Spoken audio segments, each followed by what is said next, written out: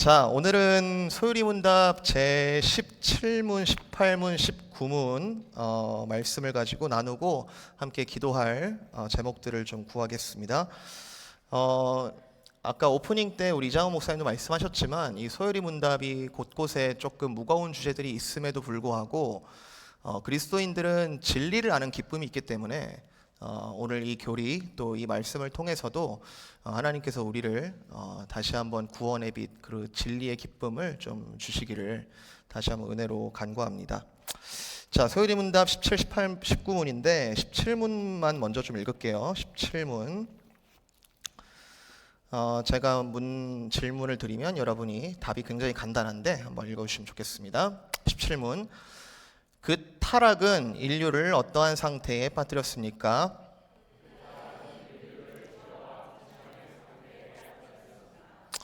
네, 18문, 19문은 뒤에서 이어서 읽을 텐데요.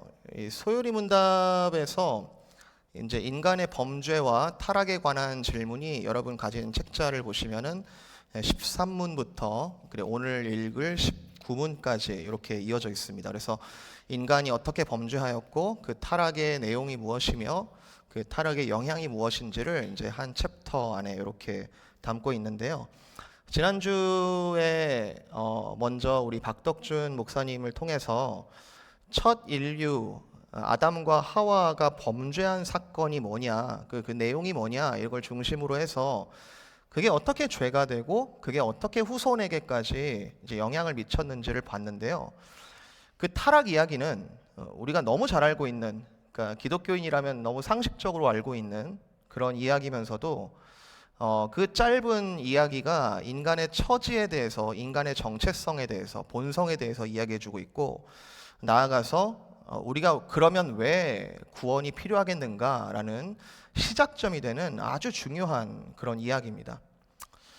그래서 그 타락 사건을 제가 이렇게 포인트만 다시 한번 짚으면, 그 타락 사건의 의미는 아담과 하와가 자신들의 자유한 의지 속에서 스스로 하나님께 죄를 범한 것, 그게 의미고요. 그리고 그 타락의 구체적인 행위는 하나님이 먹지 말라라고 하신 열매를 따서 먹은 그 행위가 구체적인 범죄 행위가 되고, 그로 인한 영향은 그들뿐만 아니라 그리고 그 후손들에게까지 이 타락의 영향이 미쳐져서 온 인류가 이 첫 범죄에 참여하게 되었다. 그래서 온 인류가 타락의 영향 아래 놓이게 되었다. 여기까지 지난주에 좀 나눴습니다. 그러면 이제 17문이 그거예요. 이제 따라오는 질문인데, 그 타락의 영향이 뭐냐는 겁니다. 그 타락으로 인해서 우리가 어떤 영향에 빠지게 되었는가? 타락은 타락으로 끝나지 않고 온 인류에게 영향을 미쳤다는 건데, 소요리문답에 따르면 이 타락 사건의 결과는 두 가지예요. 그 답에 보시면 그 타락은 인류를 뭐와 뭐에 빠뜨렸다? 요거는 말씀하셔도 돼요. 이 타락은 인류를 뭐와 뭐에 빠뜨렸다? 오늘 말씀 하나도 기억 못 하시더라도 요 두 가지만 기억하시면 여러분 평생에 굉장한 진리와 지혜의 시작점이 될 겁니다. 한번 다시 크게, 이 타락은 뭐와 뭐의 상태에 빠뜨렸다? 정말 비참하게 외쳐주시네요. 네, 죄와 비참의 상태에 우리가 빠졌다. 그래서 여러분 한 장 더 넘겨보시면은 18문이 이제 죄에 대한 내용이고 19문이 이제 비참의 상태에 대한 그런 구조로 되어 있습니다. 자, 그래서 오늘 우리가 문답을 이렇게 좀 소화할 때 핵심 포인트는 이 죄와 비참의 상태에 모든 인류가 100% 빠졌다라는 것에 있습니다. 여기 있는 사람들 중에 누구는 조금 착해 보이니까 한 60%, 누구는 정말 누가 봐도 정말 악해 보이니까 한 80%, 그리고 어떤 사람은 정말 내면에 하나님께서 너무 기뻐하시는 한 20, 30% 정도의 영향, 이게 아니고 이 아담과 하와의 첫 범죄함으로 인해 모든 인류가 100% 이 죄와 비참의 상태에 빠졌다. 죄와 비참이 이제 시작되었다도 아니고 죄와 비참에 물든 정도가 개인차가 있다는 것도 아니고 시대적으로는 조금 더 평안한 시대, 조금 더 선한 사람이 많았던, 좀 더 선한 사람들이 가득했던 그런 시대나, 또는 조금 더 악하고 비참했던 전쟁과 같은 그런 시대가 첫 인류 아담으로부터 웨이브를 계속 그려왔다는 것이 아니라, 영적인 의미에서 아담과 하와로 인한 이 타락, 그 타락으로 인해서 인류는 벗어날 가능성이 제로인 상태에 빠졌다. 오늘 에베소서 2장 3절에 보면은 우리 또한 본질상 진노의 자녀였다, 이제 이렇게 표현하고 있죠. 자, 어떻길래 진노의 자녀가 되었나? 그리고 우리도 우리의 본성에 대해서 무엇을 좀 생각해 볼 수 있을까? 한번 첫 번째 영향을 보겠습니다. 18문. 자, 18문 한번 읽어볼게요. 제가 질문 드립니다. 사람이 타락하여 빠져들어간 그 상태의 죄성은 무엇입니까? 아담의 첫 죄의 허물, 원래 가졌던 의의 결핍, 그의 본 성품 전체의 부패, 곧 일반적으로 원죄라고 부르는 것과 또 그것으로 나오는 모든 실제적 범죄 등입니다. 좀 긴 문장인데 요거를 제가 조금 재구성해서 보여드릴게요. 한번 보여주실래요? 네, 17문에 타락의 영향이 있고, 첫 번째 타락의 영향으로 죄성에 대해서 18문이 다루고 있습니다. 죄성은 두 가지로 나눌 수 있는데, 원죄와 우리가 신학적으로 자범죄, 여기서는 실제적 범죄라고 이제 나왔는데, 자범죄라고 부르는 두 가지로 나눌 수 있습니다. 원죄에는 이런 세 가지의 특성을 소요리 문답이 다루고 있고, 그리고 자범죄의 내용은 원죄로부터 뒤따르는 실제적인 범죄 행위다, 이제 이렇게 얘기하고 있습니다. 제가 새로운 걸 쓴 게 아니고 요거를 다시 한번 이렇게 구조적으로 재배치를 한 거예요. 그래서 여기에 따르면 타락으로 인해서 죄성이 생겼다는 건데요. 죄성은 죄를 짓는 성향뿐만 아니라 실제로 죄의 상태, 죄를 짓는 행위로 이어지는 모든 과정에 개입하는 부패한 성품, 부패한 성향입니다.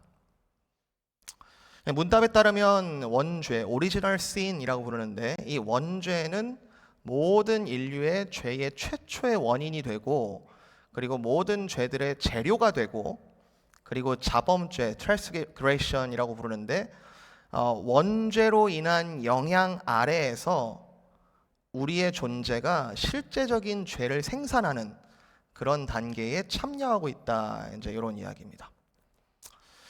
자, 그 소요리 문답은 원죄라는 단어에 세 가지 특성을 부여하는데, 첫 번째는 첫 범죄, 아담의 범죄에 대해서 우리가 공동 책임을 가지게 되었다. 여러분, 이 말이 좀 납득이 되십니까? 아담이 옆에 죄를 지을 때 우리가 옆에 있지 않았는데, 그리고 내가 만약에 그 자리에 있었으면은 난 좀 다르게 행동할 수도 있었을 것 같은데, 너무 바보 같은 거 아니야? 너무 악한 거 아니야? 나는 좀 다를 가능성이 있었지 않았을까? 그런데 지난주에 봤던 16문에 따르면요, 모든 인류가 아담의 처음 범죄에 함께 타락했대요. 모든 인류가 그들로부터 났기 때문에, 그로부터 아담으로부터 정상적인 생육법에 의해 태어난 모든 인류는 하나님과 아담 사이에 맺어진 언약, 그로 인한 위반으로 인해서 그와 함께 죄를 지은 것이고 그와 함께 타락한 것이다. 이게 좀 억울하다 느껴지시는 분들이 계시다면 제가 여쭙니다. 나는 첫 범죄에 참여하지 않았어, 억울해 라고 한다면, 같은 원리 아래에서 둘째 아담으로부터 받게 되는 은혜도 받으면 안 됩니다. 이해되세요? 아담으로부터 이렇게 죄가 내려오는 것을 내가 억울하다 여긴다면, 둘째 아담 되시는 예수 그리스도를 믿음으로 인하여 내려오는 은혜도 받으면 안 됩니다. 이건 좀 다르지 않나? 어쩌면 아담 때문에 죄인 된 것은 끝까지 억울한데 은혜를 받는 건 여러분 당연하다고 여기십니까? 사실 그렇게 생각하고 있는 것도 우리의 죄성의 영향일 거예요. 좋은 거는 어떻게든 이기적으로 가지려고 하고, 그리고 뭔가 안 좋은 건 최대한 피하려고 하는. 여러분, 유아 세례가 같은 원리거든요. 유아 세례, 예수님을 주인으로 고백하는 그 부모는 그 자신이 그 믿음으로 인하여 예수님으로부터 은혜를 거저받는 것인데, 그 부모의 믿음을 가진 그 부모의 자녀들은 아직 말도 못 하잖아요. 그리고 자기가 어떤 이렇게 믿음을 고백할 수도 없어요. 그런데 언약 자녀임을 우리가 믿음으로 인정하면서 유아 세례를 주죠. 이건 여러분 인정이 되세요?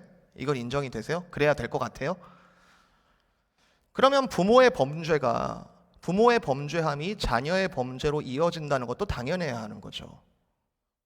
아담 아래서 온 인류가 같은 책임을 지게 되었다. 거기로부터 책임을 피할 수 없다라는 것은 당연해야 합니다.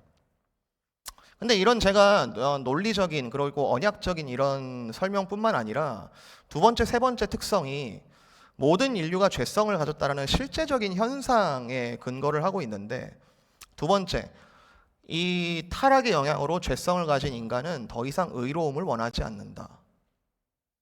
원의가 없다. 원래 가졌던 의의 결핍, 이렇게 지금 설명이 되어 있는데, 거기다가 온 성품이 부패하게 되었다. 이거는 굉장히 실제적인 우리의 현상이라는 거예요. 나는 한치의 잘못도 한 적이 없고, 나는 하늘 아래 나는 선한 사람이야. 누가 나에게 정죄할 수 없어. 누가 나보고 죄인이래. 라고 믿는 사람이 정말 실존적으로 세상에 몇이나 있을까? 대부분은 스스로 로마서 1장에 따르면 양심이 그에게 말한다라는 거죠. 자기 스스로 죄인이라는 것을, 왜냐하면 우리가 하나님으로부터 창조되었기 때문에. 의로움을 원하지 않는 본성이다.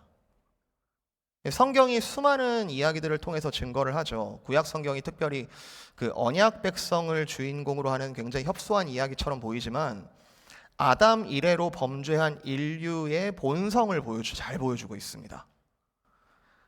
온전히 의로운 사람, 온전히 의로운 공동체라는 것은 처음부터 끝까지 없더라라는 것을 성경이 계속해서 증거를 하고 있죠. 아담과 하와의 아들, 첫 아들, 맏아들 가인의 살인, 그리고 이후에 특별히 의인이라 정말 특별한 존재죠. 의인이라고 여겨지는 노아는 정말 따돌림을 받습니다. 아무도 그가 방주를 짓는 것에 관심을 갖지 않아요. 외롭게 방주를 만들죠. 그가 가진 의로움은 타락한 인간으로서는 매력적이어 보이지 않습니다. 바벨탑 사건은 인간의 본성에 대한 종말적인 그림을 보여주죠. 온 인류가 머리를 싸매어서 맞대어서 짜맞추는 것, 결국 도모하는 것이 하나님을 넘어보겠다는 불의한 노력이더라.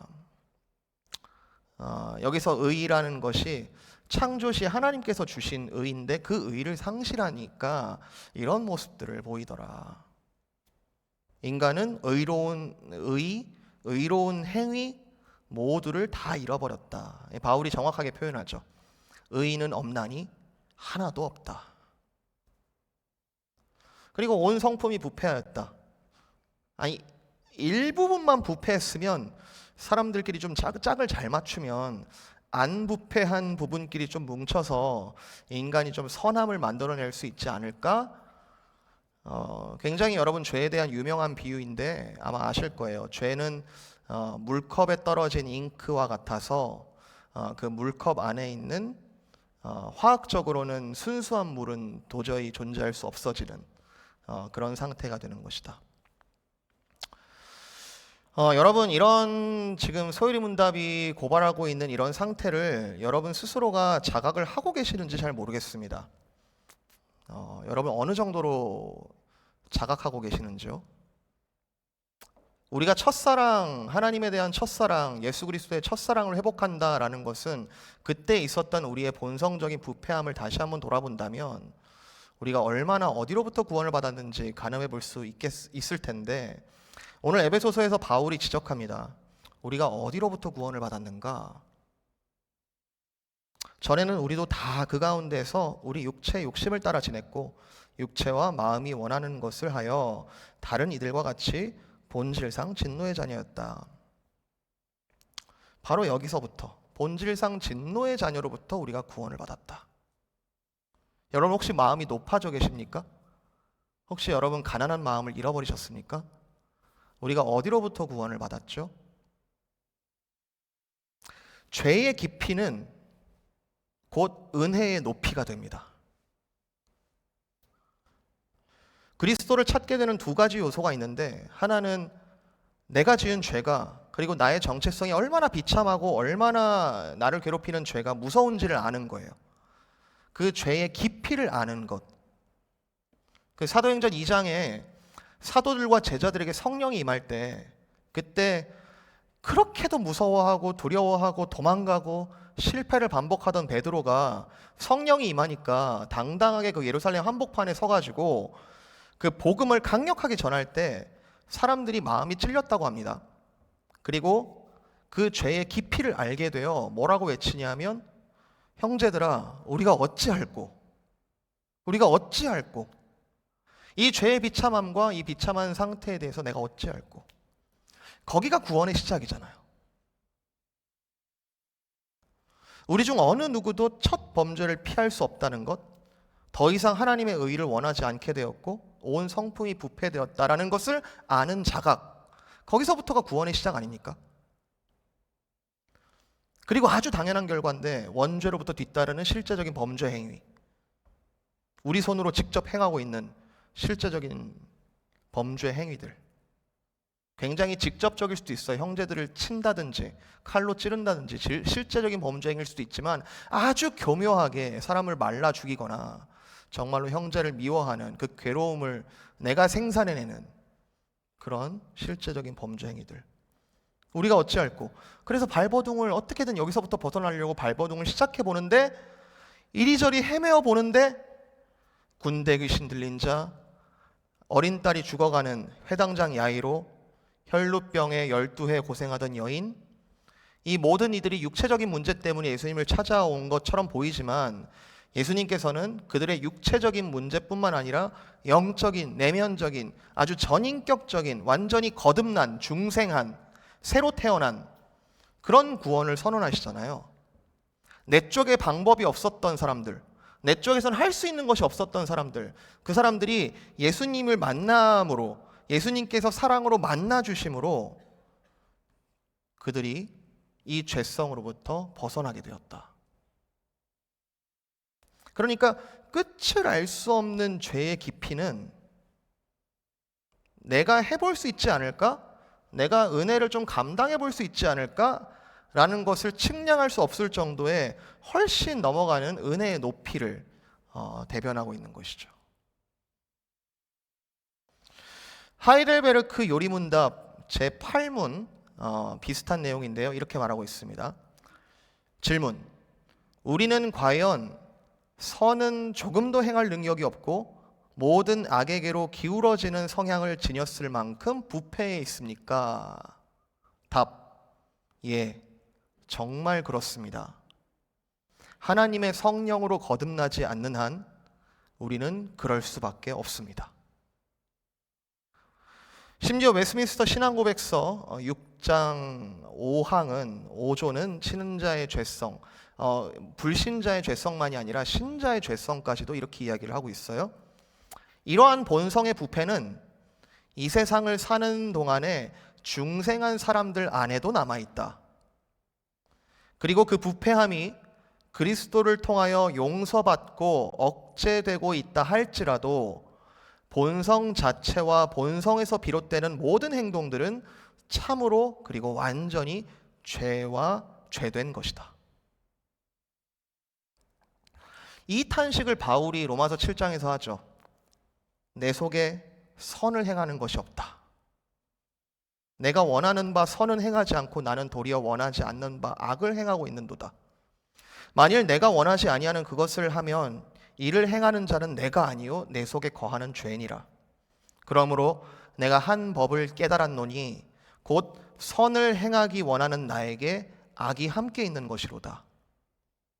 내 속사람으로는 하나님의 법을 즐거워하되 내 지체 속에서 한 다른 법이 내 마음의 법과 싸워서 내 지체 속에 있는 죄의 법으로 나를 사로잡는 것을 내가 보는도다. 오호라, 나는 곤고한 사람이로다. 이 사망의 몸에서 누가 나를 건져내랴. 우리 주 예수 그리스도로 말미암아 하나님께 감사하리로다. 그런즉 내 자신이 마음으로는 하나님의 법을, 그러나 육신으로는 죄의 법을 섬기고 있노라. 지금 이 비참함, 그리고 이 본성의 부패함, 이 크기와 나중에 우리가 차차 살펴보게 될 예수님의 구원의 크기가 비례한다는 사실을 여러분 꼭 잊지 말아 주십시오. 우리가 어디로부터 구원을 받았는가? 어떠한 상태로부터 구원을 받았는가? 제가 여기서 한 가지 더 짚고 싶은 거는 이 타락에 대한 교리가 지금 우리의 개인의 본성, 우리가 예수님이 필요할 수밖에 없는 이 개인의 본성에 대한 가르침을 가르쳐 주지만 개인 구원 문제가 구원 문제에 있어서 중요한 지렛대가 되는 중요한 교리이면서도 동시에 이 교리는 이 세상과 이 인간 자체를 어떻게 이해해야 하는가, 어떻게 설명해내야 하는가에 대해서 굉장히 중요한 교리이기도 합니다. 우리 다음 세대가 어떻게 살아가야 할지 여러분 걱정이 많으시잖아요. 오늘 기도할 때도 우리가 부모된 책임을 다하게 해달라, 은혜로 자하게 해달라, 그런 기도를 해주셨는데, 우리가 특정한 때에 부모가 자녀를 전적으로 이렇게 따라오라 하면서 양육할 때가 있기는 하지만 부모가 자녀 인생 다 살아줄 수는 없잖아요. 어차피 그들 스스로 살아가게 해야 하잖아요. 그러면 그 자녀가 이 세상을 어떻게 바라보아야 할까? 그 자녀가 이 인간을, 우리 같이 살고 있는 이 인간을 어떻게 보라고 가르쳐야 할까? 이 세상의 진실은 무엇이라고 알려주어야 할까? 일반적으로 이 세상에 대한 관점은 두 가지로 나눠집니다. 하나는 인간이 선하다는 쪽이고 하나는 인간이 악하다는 쪽이에요. 인간은 선하다, 성선설. 인간이 가진 본성을 원래 선하기 때문에 잘 다듬고 잘 교육을 하다 보면은 선하게 발전할 것이다라는 그런 낙관적인 이제 월드뷰죠. 여러분 잘 관찰해 보시면은 우리가 TV를 보거나 광고를 보시면 어쩔 수 없이 돌아가는 그런 패시브한 비즈니스 말고 조금 액티브한 비즈니스, 예를 들면 우리 기업이 세상을 바꿀 수 있습니다, 우리 기업을 통해 이 세상은 조금 더 나아질 것입니다 라고 광고하고 있는 그런 기업들의 그 세계관을 살펴보면은 낙관적인 관점을 내포하고 있습니다. 광고에서 대놓고 얘기해요. 나는 당신의 선한 본성을 믿는다. 우리는 세상이 선하게 발전할 것을 믿는다. 그러니 당신도 동참해달라. 광고 같은 데에서 사람을 굉장히 선하게 그리고 있고 희망적인 메시지를 던지는 그런 광고들이 생각보다 많이 있습니다.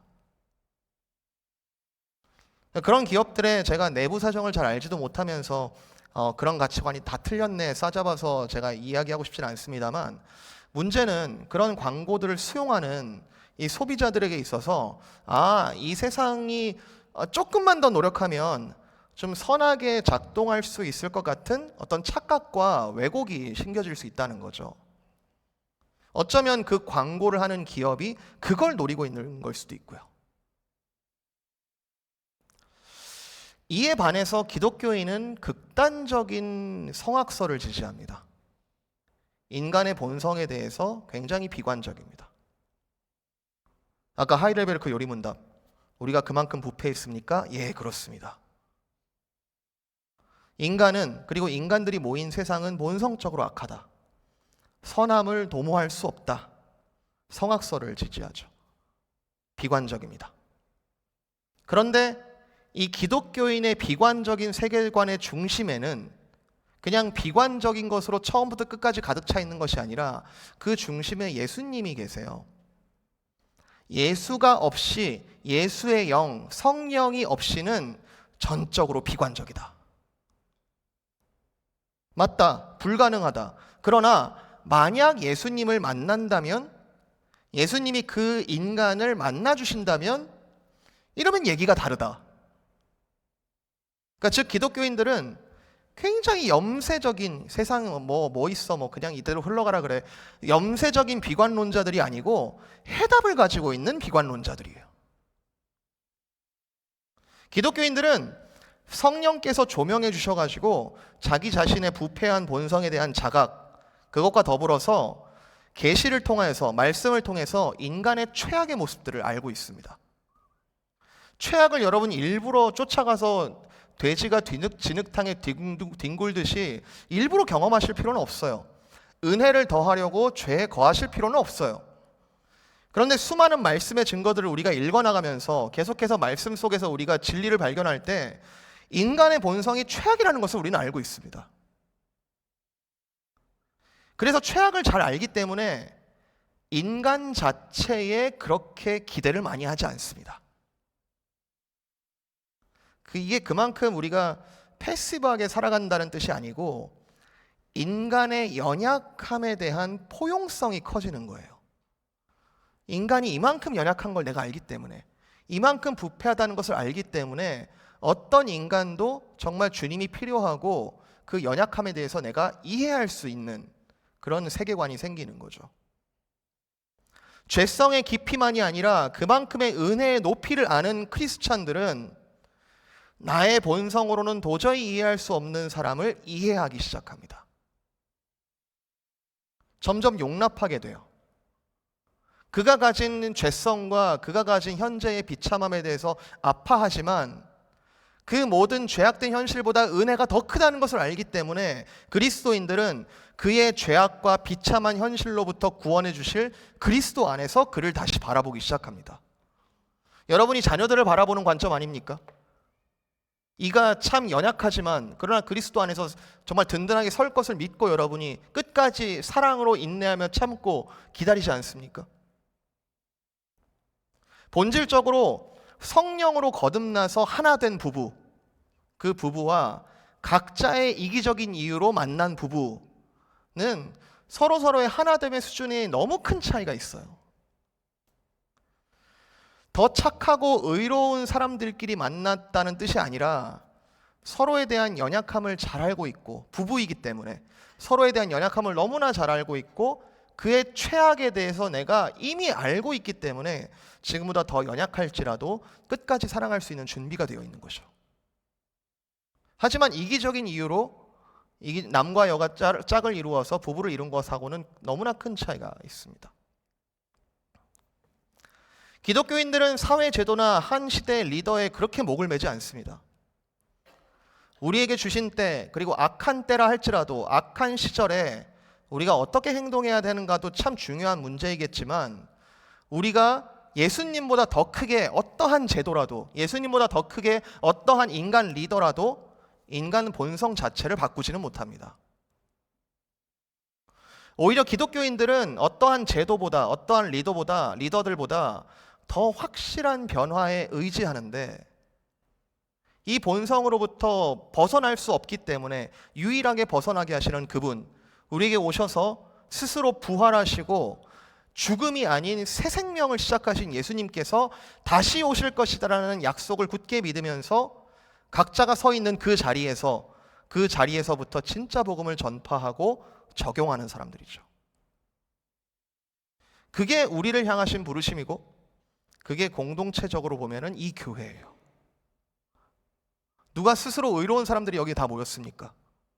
정말 최악의 본성으로 정말로 그리스도를 만나지 않으면 올바로 설 수 없는 우리들이 여기 모이지 않았습니까? 지난번에 박 목사님 그런 말씀하셨던 거 제가 기억해요. 오죽하면 나를 목사로 세우셨을까? 오죽하면 나를 목회자로 세우셨을까? 이런 면에서는 기독교인들은 진정한 낙관론자죠. 비관론처럼 그 본성에 대해서는 비관론이지만 그러나 세상을 바라보는 관점이 진정한 낙관론자죠. 세상이 더 악해지고 더 말세의 특징들이 나타날지라도 거기가 끝이 아니고 거기서 소망을 끝까지 붙들 수 있는 사람들, 세상의 끝의 이야기를 알기 때문에 불필요한 충돌이나 마찰에 애를 쓰지 않으며 지혜롭게 피하고 부르신 자리에 성령으로 힘입어 적극적으로 개입하는 사람들. 세상이나 특정 인물에게 소망을 두면 결국 상처나 좌절을 만나게 되지만 인간의 본성을 이렇게 알고 있고 예수로 인한 변화를 경험한 사람들은 쓸데없는 것에 마음을 두거나 거기에 목을 매지 않고 지혜롭게 피하며 궁극적인 본질을 따르게 됩니다. 에베소서 2장 1절부터 7절 읽었는데 제가 다시 한번 읽어볼게요. 그는 허물과 죄로 죽었던 너희를 살리셨도다. 그때 너희는 그 가운데서 행하여 이 세상 풍조를 따르고 공중의 권세 잡은 자를 따랐으니 곧 지금 불순종의 아들들 가운데서 역사하는 영이라. 전에는 우리도 다 그 가운데서 우리 육체의 욕심을 따라 지내며 육체와 마음에 원하는 것을 하여 다른 이들과 같이 본질상 진노의 자녀이었더니 긍휼이 풍성하신 하나님이 우리를 사랑하신 그 큰 사랑을 인하여 허물로 죽은 우리를 그리스도와 함께 살리셨고 너희는 은혜로 구원을 받은 것이라. 또 함께 일으키사 그리스도 예수 안에서 함께 하늘에 앉히시니 이는 그리스도 예수 안에서 우리에게 자비하심으로써 그 은혜의 지극히 풍성함을 나뿐만이 아니라 오는 여러 세대에 나타내려 하심이라. 이 에베소서 2장에 따르면 아담이라는 사람은 타락할 수도 있었던 그런 상태에 놓였었어요. 그러니까 어쩌면 피할 수 있을지 모르겠지만 그의 본성으로 인해서 결국엔 타락할 수 있었던 그런 알 수 없는 가능성 앞에 서 있었던 사람인데, 우리는 그리스도로 인하여 전에는 본질상 진노의 자녀였으나 이제 우리는 그리스도로 인하여 타락할 수 없는 상태가 되었다. 지금 이 얘기를 하고 있는 겁니다. 이 죄성으로부터 우리가 구원을 받은 것이 아니냐. 왜냐하면 그리스도 예수 안에서, 계속 반복되죠. 예수 안에서 예수님으로 인해 우리는 하나님과의 교제가 이어진 상태로 계속 있기 때문에 우리는 진노의 자녀로부터 완전히 거듭난 새로운 사람들이다. 이게 이제 19문의 핵심 개념인데요. 자, 19문 읽어볼게요. 간단히 볼게요. 19문. 자, 질문합니다. 사람이 타락하여 빠져 들어간 상태의 비참이란 무엇입니까? 하나님과의 교제를 잃었으며 그의 진노와 저주 아래에 있으며 따라서 이 생을 온갖 비참 속에서 지내며 죽게 되며 그리고 지옥의 영원한 고통을 당해야만 하는 것입니다. 타락으로 인해서 미저리, 정말 비참한 상태가 되었다. 그것의 핵심은, 넘겨주세요, 하나님과의 교제가 끊어진 것이다. 그래서 비참한 상태에 이르는 것인데, 이걸 이제 4개의 특성으로 지금 소율이 문답은 설명하고 있죠. 첫 번째, 우리는 진노와 저주 아래에, 영원하고 끊임없는 진노와 저주 아래에 있게 되었다. 하나님께서 아담에게 하시는 저주와 평행합니다. 이 땅이 너에게 끊임없이 가시덤불과 엉겅퀴를 낼 것이다. 너는 땀을 흘려야만 살 것이다. 예수님께서 말씀하시길, 나는 너희와 지금 있고 이제 곧 아버지에게로 가지만 가난한 자들은 항상 너희와 함께 있을 것이다. 모든 것이 풍족했던 에덴 동산과 아주 대조되는 표현이죠. 물론 심지어 기독교인들도 재난과 아픔들을 겪긴 합니다. 이 기독교인들이 겪는 고통과 고난이라는 것은 이 일반적인 진노와 저주와는 조금 의미가 달라요. 우리에게 임하는 어떤 고통이나 고난의 문제에 대해서 다 이건 하나님의 저주네, 다 하나님의 이건 진노네라고 말할 수는 없어요. 오히려 영원하신 하나님과의 교제가 우리는 끊어지지 않은 상태에서의 어떤 고통과 고난의 의미는 사실 징계, 사랑하는 자들을 징계하는 것이거나 의를 위하여 하나님께서 일부러 고난 가운데 심는 것이라는 의미를 더욱 가지게 됩니다. 어쨌든 이 땅의 온 인류의 비참한 상태가 타락으로 시작되었을 때 모든 인류는 하나님과의 교제가 끊어지면서 진노와 저주 아래 있게 되었다. 두 번째, 살면서 비참함을 피할 수가 없다. 말 그대로 피할 수 있는 가능성은 없고 끝이 없다. 죽음, 최고의 형벌인데 하나님과 영원히 끊어지는 것, 여기에 반대되는 개념이 영생인데, 원래 인간은 하나님과 영생하도록 창조되어서 영생하는 게 정상인데 죄로 인하여 비정상적인 상태, 죽음에 이르게 되었다. 원래 죽지 않는 게 당연한 거예요. 근데 죽는 게 비정상적인 겁니다. 근데 죄로 인하여 죽음에 이르게 되었다. 네 번째, 영원한 지옥의 고통. 죽음 이후에 대한 세상의 내세론이 가지는 공포스러움이 있죠. 어떤 지옥에 대해서 묘사하는 요즘 그런 드라마들이 참 많더라고요.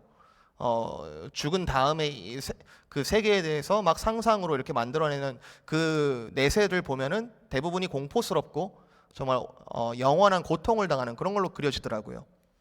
사실은 지옥의 형벌이라는 것이 고통에 대한 포커스보다 하나님과 영원하게 교제가 끊어진다. 영원하게 끊어진다. 라는 것을 의미합니다. 기독교인들은 하나님과의 교제가 끊어졌다는 것을 공포스러워하는 사람들입니다. 다른 어떤 것보다도 그걸 무서워하는 사람들이에요. 이 같은 비참하고 허무한 현실에 대하여 견딜 수 없어 하는 그런 사람들입니다.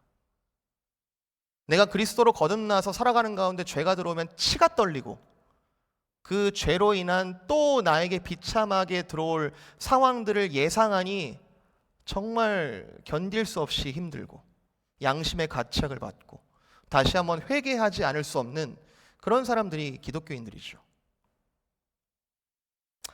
에베소서 5장을 보시면은 여러분 잘 아시는 말씀이에요. 5장 16절. 세월을 아끼라 때가 악하니라. 그러므로 어리석은 자가 되지 말고 오직 주의 뜻이 무엇인가 이해하라.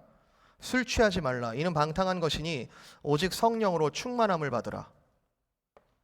여러분 이 말씀이 굉장히 좀 따뜻한 레코멘데이션, 따뜻한 이렇게 하면 좋겠다 뭐 이 정도의 권면으로 들리시는지 모르겠는데 하나님과의 교제를 최고로 여기는 사람의 안타까워하면서 하는 말이에요. 정말로 너희가 더 이상 이러지 말고 성령의 충만함을 받아 오직 주의 뜻이 무엇인가 이해하는 그 기쁨으로 살았으면 좋겠다. 좀 더 내 맘대로 살다가 마지막에 하나님 믿으면 되는 거 아닌가? 어리석은 자여, 네가 마지막이 언제인지 어떻게 아느냐? 하나님은 이르시되 오늘 밤에 내 영혼을 도로 찾으리니 그러면 너의 준비한 것이 누구의 것이 되겠느냐?